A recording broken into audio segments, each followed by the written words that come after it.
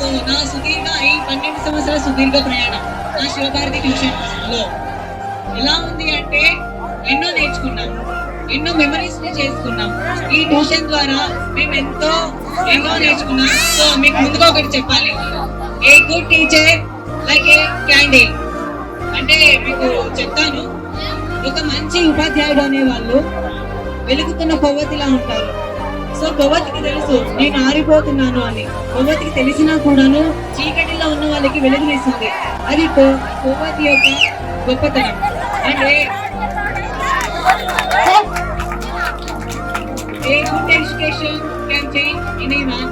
A good education can change anything. A good teacher can change everything.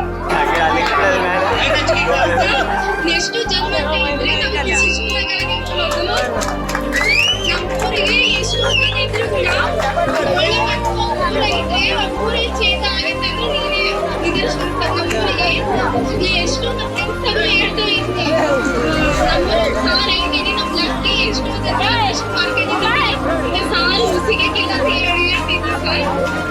Thank you sir. ತಪ್ಪು ಸರಿಯ ತಿದ್ದಿ ತಿಳಿ ಹೇಳಿ ಸಮಬುದ್ಧಿ ನಮ್ಮ ಚಿತ್ತ ಶುದ್ಧಿಯಾಗೋ ಹಾದಿ. ಎಷ್ಟೇ ದೂರ ಹೋದ್ರೂ ಮರಿಬೇಡ ನಿನ್ನ ಬೇರು, ನಿನ್ನ ಸಾಧನೆಗೆಲ್ಲ ಇದುವೇ ಆದಿ. ಪಾಠಶಾಲಾ ಪಾಠಶಾಲಾ ಪಾಠಶಾಲಾ ಪಾಠಶಾಲಾ.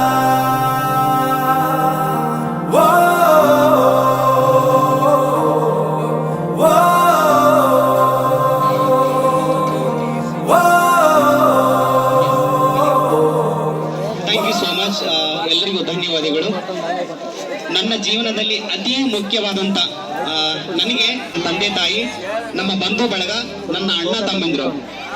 ನಮ್ಮ ಅಣ್ಣ ಫಸ್ಟ್ ನಮ್ಮ ತಂದೆ ತಾಯಿ ಎಷ್ಟು ವಿಶ್ವಾಸ ತುಂಬ್ತಾರಂದ್ರೆ ಮೊದಲನೇ ದಿನದಿಂದಾಗಿ ಮಹಾಭಾರತ ನಮ್ಮ ತಂದೆ ತಾಯಿ ಹೇಳಿರೋದ್ರಲ್ಲಿ ಉನ್ನತ ಘಟ್ಟವಾದ ಕಾರ್ಯಕ್ರಮ ಆಗುತ್ತದೆ ನನ್ನ ಜೀವನದಲ್ಲಿ. ಅದು ಬೆಳೆಯಕ್ಕೆ ಕಾರಣ ಇನ್ನೊಂದು ಮಹಾಭಾರತ ಪುಸ್ತಕ ನಮ್ಮ ಅಣ್ಣ ಕೊಟ್ಟಿರುವಂತ ಉಡುಗೊರೆ. ಅದು ಚಿಕ್ಕ ಉಡುಗೊರೆ ಅಲ್ವಾ, ನನ್ನ ಜೀವನದಲ್ಲಿ ಪ್ರಾಮಾಣಿಕವಾದಂತ ಉಡುಗೊರೆ ಅದು ಮಹಾಭಾರತ ಪುಸ್ತಕ.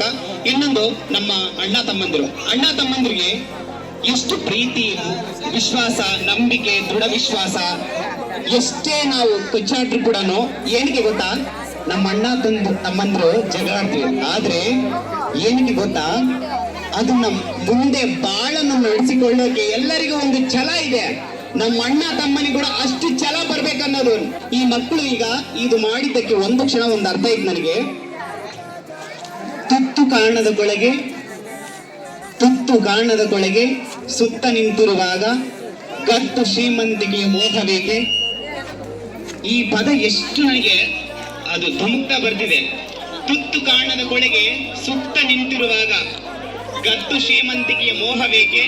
ಅಂದ್ರೆ ನಮ್ಮ ಮಕ್ಕಳಿಗೆ ನಾವು ಏನೋ ಒಂದು ಹೇಳ್ತೀವಿ, ಮಗ ಇದ್ ಮಾಡು ಜೀವನದಲ್ಲಿ, ಹೋಗಮ್ಮ ಅಂದ್ರೆ ಆ ಜೀವನದಲ್ಲಿ ಎಲ್ಲರೂ ಹಾಗೆ ಆಗಿದ್ರೇನೋ, ಆದ್ರೆ ಈ ಜೀವನದಲ್ಲಿ ಯಾರು ಮಾತು ಕೇಳಲ್ಲ. ಆದ್ರೆ ಈ ನಿಜ ಜೀವನದಲ್ಲಿ ನೋಡಿರುವಂತ ಈ ಮಕ್ಕಳು ತುಂಬಾ ವಿಶ್ವಾಸದಿಂದ, ದೃಢ ವಿಶ್ವಾಸದಿಂದ ಮುಂದಕ್ಕೆ ಹೋಗ್ತಾ ಇದ್ದಾರೆ.